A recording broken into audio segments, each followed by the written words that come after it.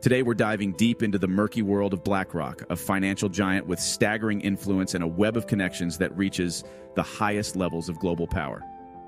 The company has built an unprecedented empire, controlling assets far beyond any other financial firm in history. But the tides are turning, and the cracks in Blackrock's foundation are beginning to show.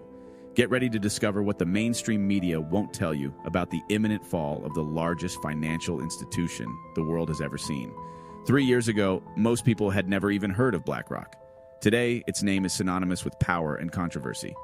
The company has infiltrated governments, influenced policy, and shaped global markets for its own gain. And it's about to pay the price for pushing its luck too far.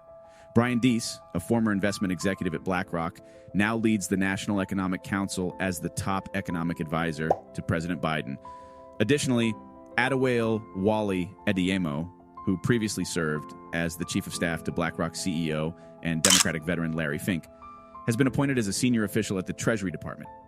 Michael Pyle, BlackRock's former global chief investment strategist and a veteran of the Obama administration, has been appointed as the chief economic advisor to Vice President Kamala Harris. These guys are playing 4D chess while we're over here still struggling with how to get the straw in a Capri Sun. You may be asking yourself why this information isn't front-page news, and the answer lies in the very control BlackRock exerts over the media itself. But before we delve into that, let's take a closer look at how BlackRock rose to prominence. The company's executives have made their way into high-profile government positions, allowing them to create market conditions that benefit BlackRock at the expense of everyone else. This is corruption and corporatism. Please don't get this confused with capitalism. As you might expect, BlackRock has attracted plenty of negative attention. Its CEO, Larry Fink, never intended to become a household name, but as the company's influence grew, so too did public scrutiny. Now, the company's unsavory practices have become impossible to ignore. One of the most damning examples of BlackRock's influence is its role in the U.S. housing market. The company has been accused of buying up entire communities, forcing families to rent and monopolizing the market. Despite issuing denials, it's clear that BlackRock is heavily invested in residential real estate, further cementing its control over the lives of ordinary people. Founded in 1988 by Larry Fink and a team of 8, BlackRock has grown from humble beginnings to become the world's largest asset manager, with over $9 trillion in assets. With a net worth equivalent to half of America's GDP, this company quietly influences the global economy and virtually every major industry. As public awareness of BlackRock's misdeeds grows, so too does the backlash against the company. Protests have begun to target BlackRock's offices, and its once secretive operations are being exposed for all to see. Oh, and let's not forget about one of its most profitable ventures. The Environmental, Social, and Governance (ESG) investment scheme is under fire. ESG investing is an approach that involves evaluating companies based on their environmental, social, and governance performance, in addition to their financial potential.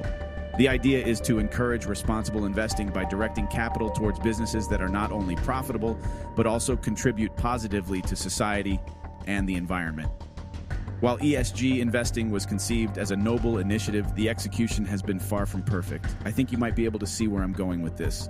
The scoring system has been criticized for its lack of transparency and potential manipulation by influential financial institutions like BlackRock, which played a significant role in creating the ESG framework. ESG has been exposed as a scam, with companies like HSBC and BP receiving top scores despite their questionable practices. Even high-profile figures like Elon Musk have spoken out against the system, highlighting its inherent flaws and the profit-driven motives behind it. You may think you have hundreds of brand choices, but in reality, a handful of parent companies own multiple smaller brands, creating a corporate monopoly. And when you look at the top shareholders of these parent companies, you'll often find BlackRock among them. This pattern exists across various industries, from food and beverage to airlines and e-commerce. With a stake in virtually every major company, BlackRock is essentially the fourth branch of government. They've been known to lend money to central banks and even assist the Federal Reserve during times of crisis. Through their massive reach, BlackRock has access to an enormous amount of personal data, making their influence on our lives nearly unparalleled. Ultimately, meaning that unless your plan is to go live out in the woods of Montana, just think about how much influence this company is having on our lives, and we have no idea about it. So there you have it, the story behind BlackRock, a company that quietly controls much of the world's wealth and industries.